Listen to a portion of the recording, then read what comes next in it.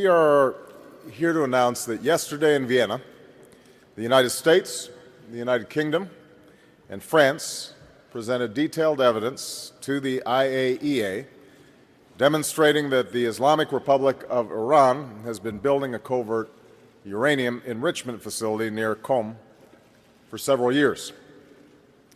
Earlier this month, we presented clear evidence that Iran has been building a covert nuclear facility in Qom. At that time, he authored the legislation that created an independent inspector general at the CIA and major reforms to our oversight of covert actions. And Iran was concealing a covert nuclear facility. The Cuban government has frequently said that it cannot allow more political or personal freedoms or press freedoms because the United States has used both covert and otherwise actions to try to overthrow the Castros.